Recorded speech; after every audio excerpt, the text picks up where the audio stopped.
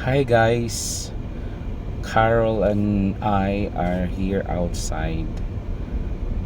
So, nandito kami ngayon sa Fajes kasi magre-renew na ng Stimara ko. At saka hindi medyo talagang super haba ng linya ngayon.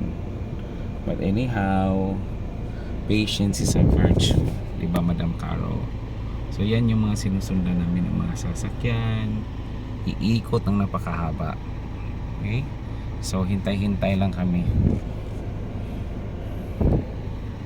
So though more than 2 days na walang mga alert, so okay lang naman si Carol.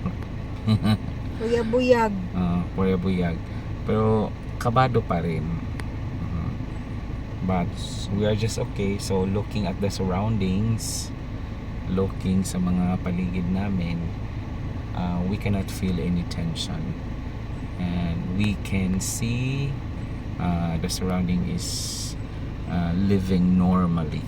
Okay, and of course continuous prayer lang, and of course with God's grace and protection na everything will be fine and okay.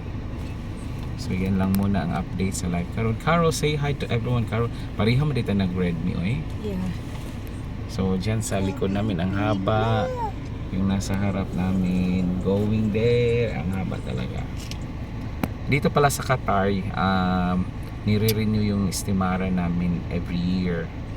So dapat may insurance ka, then pupunta ka dito, i-check nila yung engine, lahat, kung condition pa bang sasakyan, and then saka ka bibigyan ng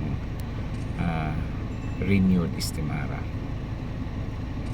So yun lang muna guys. Thank you for watching. God bless us all. Bye.